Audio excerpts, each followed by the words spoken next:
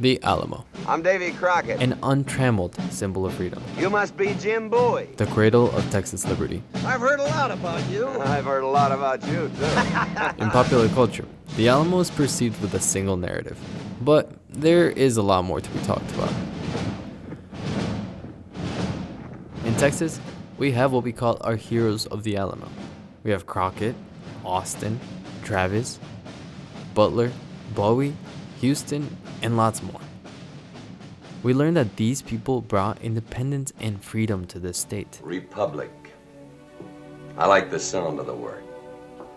Means people can live free, talk free, go or come, buy or sell, be drunk or sober, however they choose.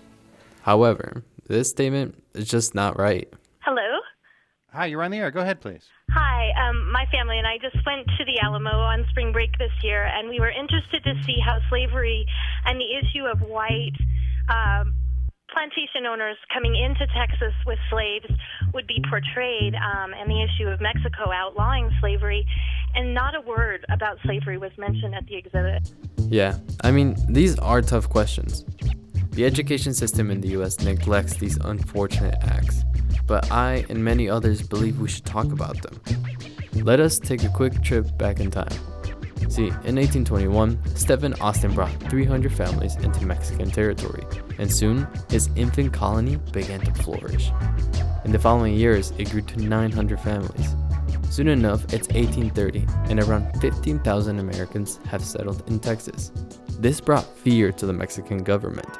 A foreign colony was soon to outgrow the control of Mexico's already muddled government, which had just gained its independence from Spain. To prevent more mass immigration of the Anglo population, the Mexican government initiated the infamous law of April 6, 1830.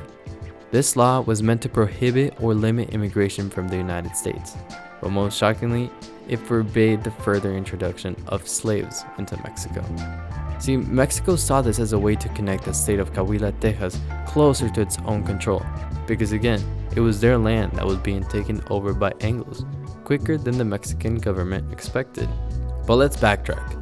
When Austin brought these 300 families to Texas, he and the governor Antonio Maria Martinez agreed that they would offer land to settlers in the quantities of 640 acres to the head of the family, 320 acres for his wife, 160 acres for each child, and 80 acres for each slave. This was no mistake by Austin. US settlers were eager to take advantage of the offer, and any barrier in this plan would not be tolerated by the Anglo settlers because all of Austin's plans hinged upon the continuing large-scale immigration of Americans into Texas, which would create a market for Texas lands, which would lead to economic growth and development, all of which, of course, was based upon the idea of a booming cotton economy. A booming cotton economy. Yeah, that was the plan for these people. It really makes it hard to believe that these heroes fought for independence and freedom.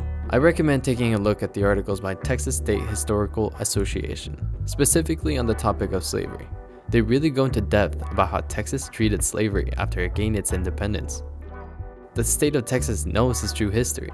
It has written records for everything. It knows its wrongdoings as much as it knows what it got right. Some modern politicians just decide not to share the whole story, only what benefits a certain group. Which brings us to our next point, 1836, the Battle of the Alamo. This is the part of history that is most commonly known. Mexico, the enemy, surrounds the Alamo, and hero William Travis grabs his sword, draws a line in the middle of the Alamo, and gives a speech to his men. You have bled the enemy army. You are brave and noble soldiers.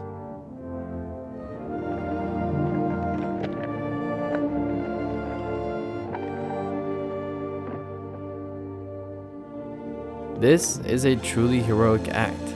The volunteers of the Alamo should be looked up to, especially by those who understand that giving your life for something bigger takes a lot more than just courage.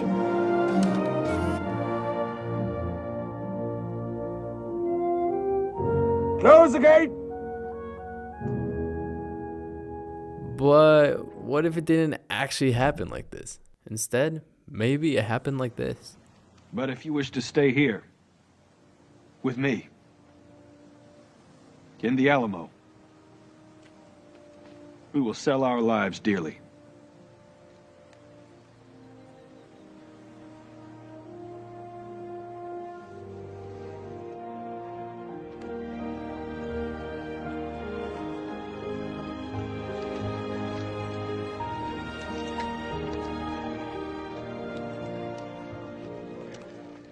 No one crosses a line. Travis just walks away. A very different story. And this isn't the only retelling of the event. Listen to this account. My determination is taken, but I leave every man to his choice. Mine is to stay in this fort and to die fighting for my country. This I will do if left alone. Colonel Travis then drew his sword, and with its point traced a line upon the ground from right to left.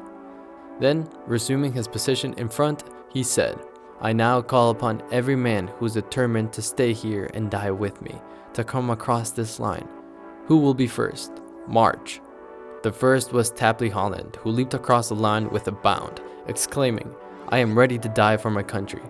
He was instantly followed by every man in the line excepting Rose.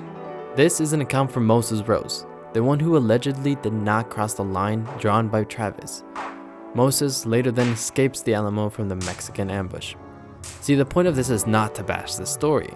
It is to show that this is just a legend. Legends change over time, and a legend is very different from a history lesson.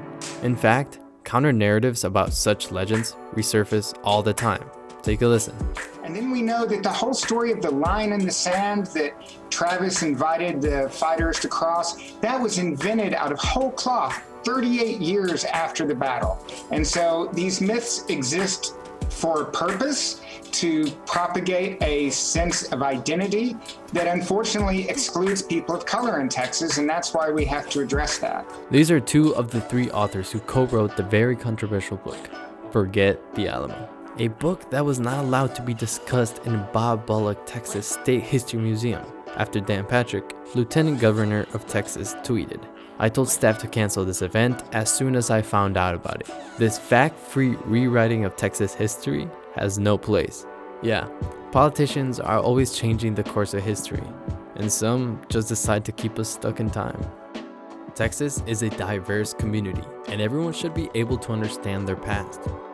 Take, for example, Richard R. Flores, a professor at the University of Texas for the Department of Mexican American Studies, in which he wrote an 18-page essay about this exact topic, the counter-narrative of the Alamo. The most historic battle in Texas was waged within these walls. Dr. Flores was taken to the Alamo on an elementary school field trip as a young child. As he was standing in front of the Alamo, where heroes such as Crockett, Bowie, Travis, and others heroically died, Dr. Flores writes, I recalled it vividly.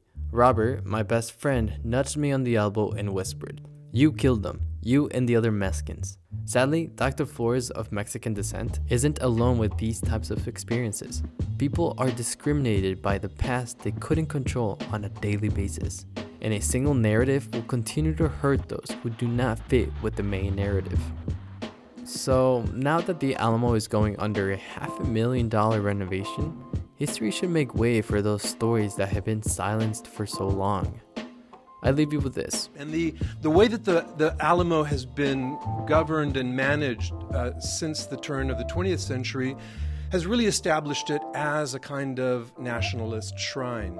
Our challenge, though, is how to deepen our understanding of these monuments, these shrines. There are others, a secessionist movement, a movement that was, among other things, pro-slavery. And yet many of those aspects of that history are elided out of the way that tourists experience the Alamo. We're at a moment where we could, in a sense, reestablish a new kind of commemoration, a much more complex, a much more nuanced, a much more deep and thoroughgoing understanding of the meaning of that monument to our history, not only as Americans, but as people of the New World, because that's sort of the prophetic element of what the Alamo represents. We also must see it neither as a victory nor a defeat, but as a place of a new birth, the birth of a new people.